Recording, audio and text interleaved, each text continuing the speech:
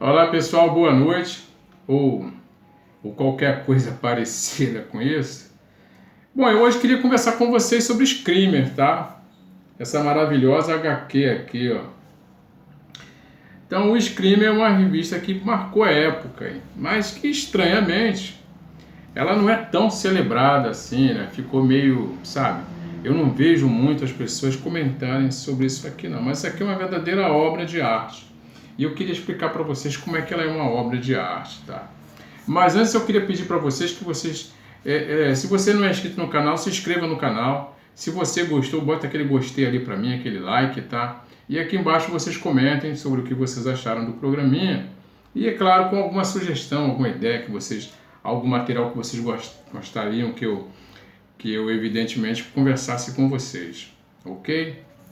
Gente, o Screamer, ela é uma revista, como é que eu posso dizer? Ela foi precursora de uma linha que foi uma linha adotada, um selo adotado pela DC Comics, que era mais destinado ao público adulto, quer dizer, um público mais maduro, acima dos 16, dos 18 anos. E esse selo chamou-se Vertigo, tá? Ou Vertigem. Na verdade, quando ela é lançada, isso em 1989, não existia ainda o selo Vertigo. Essa edição que eu tenho em mão já traz o selo, tá vendo? Que atualmente também nem existe mais o selo Vertigo. Ele foi substituído pelo Black Label, que é exatamente a mesma temática, a mesma abordagem mais adulta. Mas o Screamer, ele foi escrito pelos britânicos Peter Milligan, tá? Eu já falei com vocês em algum momento sobre o Peter Milligan, tá? Desenhada pelo Brett Owens e o Steve Dillon, ambos saídos ali das revistas da 2000 AD, a revista, uma edição britânica, que eu já também comentei com vocês sobre a 2000 AD. E o Steve Dillon, ele ficou muito conhecido, gente, porque ele era o desenhista oficial da revista Preacher, não é? Ele desenhou o Preacher, que ali trabalhando ao lado ali do Garth Ennis, né, que foi o autor do Preacher, o roteirista, que é um irlandês danado de maluco, aquele cara que diz o que quer, que pensa o que quer, e assim, ele não tem freio no pensamento dele. Ele simplesmente expõe o pensamento dele, e aí ou você aceita ou simplesmente não aceita. Ou você ama ou simplesmente odeia o cara. Pois é, e o Peter Milligan, tá? Também já produziu outras histórias muito interessantes, inclusive eu mencionei para vocês algum tempo atrás que ele foi que fez a história, mostra um charada, pela primeira vez um psicopata homicida, que serviu de referência, inclusive, para o novo filme do Batman, né, do Robert Pattinson. E aqui, gente, ele vai contar uma história pra gente. Ela se passa num futuro, uma espécie de retrô, algo assim, retrô-futurista, tá? A gente não tem data na revista, tá? Ela é muito próxima do momento atual. Mas ela fala de um evento que eles chamam de a Grande Queda. Então, nesse evento, houve uma espécie de guerra e a sociedade ficou muito devastada. E o que sobrou da sociedade hoje vive ali entre ruínas, edifícios calcinados, né, pelas explosões, tá? E toda a sorte de situações. Diante desse fato, quer dizer, os governos, eles simplesmente quebraram, eles deixaram de existir. E aí, nesse momento, as quadrilhas criminosas, as famílias mafiosas, elas tomaram conta do Estado. Então, quem controla o Estado, quem detém o Estado, hoje o poder, não é, governamental, são essas quadrilhas criminosas. Então, o povo vive ali tentando sobreviver numa sociedade falida, não é? Arruinada por esse evento, essa grande queda, e ainda se submetendo aos flagelos, né? E às atrocidades desses criminosos. Estão pagando impostos, né? Altíssimos, e inclusive vendo seus filhos desaparecendo no meio da noite, tá? Já que esses homens que detêm o poder, inclusive o maior deles é o chefe White, que ele acaba se autoproclamando como Tibério White, não é? Um sujeito absolutamente pernicioso, um sujeito depravado, sabe? Uma espécie de Nero moderno, cara, de Calígula moderno. Então essas crianças desaparecem no meio da noite, né, para servir essa luxúria pervertida do Tibério White e simplesmente as pessoas não podem fazer nada, enquanto crianças são traficadas, não é? Também como tráfico sexual e uma série de outras coisas. Enfim, o Estado quem detém o poder do Estado são justamente os criminosos. E no meio disso aí tudo, tá, a gente vai encontrar um personagem que é o Charlie Finnegan, tá?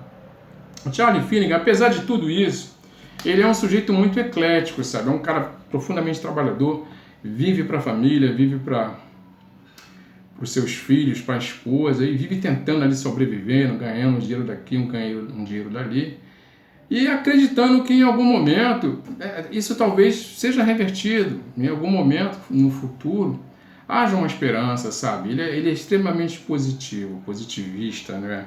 Otimista. E do outro lado a gente vai encontrar um sujeito, que é esse que está na capa aqui, chamado Veto Screamer, tá? Bom, gente, esses gangsters, eles eram conhecidos como gigantes, né? Mais ou menos como aquela coisa da mitologia que envolve os titãs, né? Então esses titãs, esses gigantes que caminhavam ali sobre a Terra, eles reinavam absolutamente. E o Veto Screamer, ele foi uma criança órfã, né? Ele perdeu a mãe muito cedo e viu o pai ser assassinado por um sem-teto. Daí ele começa uma escalada e que acaba se tornando um dos maiores gangsters, né? Um dos maiores gigantes no meio desses gigantes, tá? Bom, esses dois homens vão se cruzar num determinado momento e o que vai acontecer? O Charles Finnegan, ele vai perceber que, ao contrário do que ele sempre acreditou, não é só uma questão de escolha. Porque ele acredita que nós sempre temos uma opção, sabe? Uma nova escolha. Mas ele vai descobrir que não. E vai descobrir isso, gente, de uma forma tão trágica, sabe?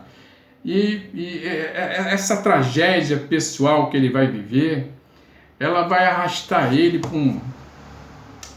uma profundeza abissal e sabe, da qual ele não tem como sair, entendeu?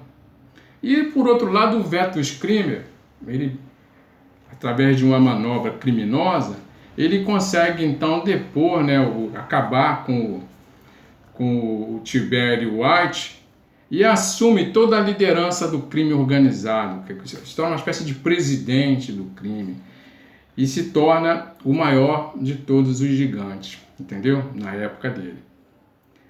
Só que o Veto Screamer, ele tem um segredo sombrio, gente. Ele é mais do que aparenta ser, né?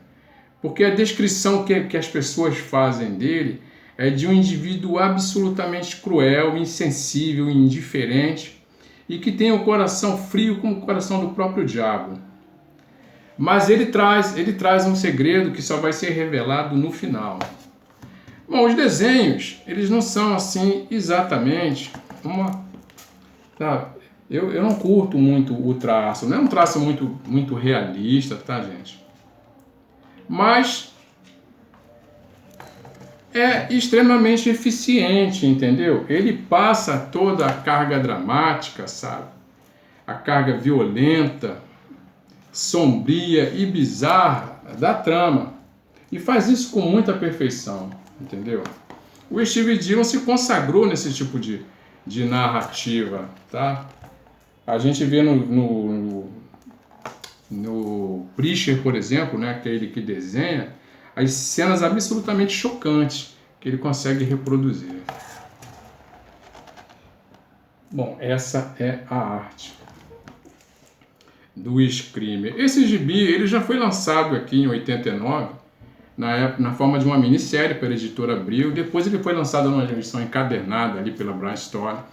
E depois ele foi lançado também, agora pela Panini, nesse formato aqui, capa dura, tal, lombada quadrada e papel couché colorido.